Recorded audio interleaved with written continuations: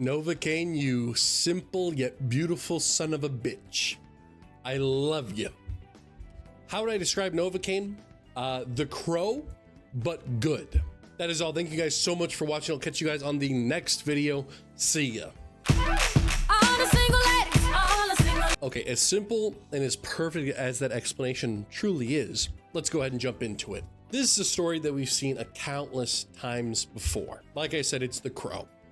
The girl gets kidnapped. The guy goes on this crazy rage, hunting her down because they had, a good amount of romantic time together. Except instead of the incredibly cringy Crow movie where it's like they bang for 24 hours. In this one, we actually have this beautiful setup where the girl and Jack's character go out on this super cool date. Jack's character, or I guess Nathan in this case, is this very secluded guy. Turns out he has this condition where he can't feel pretty much anything. It's a super charming beginning. Immediately goes into what we see in the trailer. All the Santas come in. They kidnap the girl. They get a bunch of money. They go out. Jack's character goes after him. Honestly, other than that, there's not a lot of story to go over. It's a very simple plot, but that is to this movie's advantage, I would say. The action alone is worth the price of admission. Aside from the Crow inspiration, we get some pretty clear John Wick, as it's more of a what if John Wick was here but he didn't have a gun all that often. So we get really cool inventive action sequences where we're using hot pans, we're using broken glass on the floor. This is a movie that they had so much fun with the action. I loved every second of it. But here's the thing that I really like. The movie stays grounded for what it is. It doesn't go beyond realism. So yes, he can get hurt a lot, but like getting shot in the head is still gonna kill him. He loses a lot of blood, so he loses consciousness. The guy can still get hurt, he just doesn't feel it. And I really like that they considered that, as that's definitely something that would have been like a plot hole, but we're not ignoring those things just for the sake of an action film. So I can appreciate that.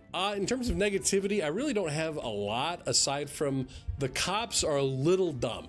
The cops are pretty dumb in this film. One cop gets shot, and instead of, doing the cop thing where it's like, oh, I need backup, instead they like give their gun like to the supposed criminal in this instance, and they're like, criminal, drive my car. It's like, dude, I mean, they did say at one point, it's like, oh, it's the holidays, so the cops are, there aren't too many of them around. But it's like, come on, it's like, I've been shot, please give me assistance. Come on. As for actors, Jack Quaid, I believe that's how you pronounce his last name. He does a fantastic job. While I do think that he is officially in the role of you hire this guy to sort of play the same guy, you hire him to play himself in each movie, I think that's fine. I think that works for his character. He plays the nerdy sort of, in the moment he really goes all out, but other than that, he stays to himself. He's that sort of an actor, and I can appreciate that. Other than that, we have Jacob, of course, the CEO of Sex himself. And yes, sex sells. Guys, this movie's also doing pretty good so far. So I'm just saying, hire my boy Jacob for any film. It was sure to earn $1 billion. But seriously, he fits super well in this role. He, once again, actually plays the guy in the chair role, but he has a tiny little bit of action himself. So I can appreciate that. Last thing, is this movie worth hopping into the car, going to the theaters for? Absolutely. Whether it's a date, you're bringing the family or whatever. There was a whole family in the theater, by the way. I don't usually talk about the theaters too much. There was like a whole family with kids and everything. There was like an old couple.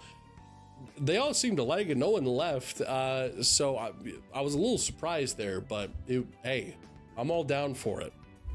It's a movie that we have seen before. The plot we've seen a million times, but this is a brand new direction for this kind of a film, and I think it's done incredibly well. If you like films like John Wick with a little slice of, if you like John Wick with a little extra slice of humor in there, this is definitely something you'll have an absolute blast watching. It's an easy 8 out of 10. Thank you guys so much for watching. Catch me next week for more reviews. See you then.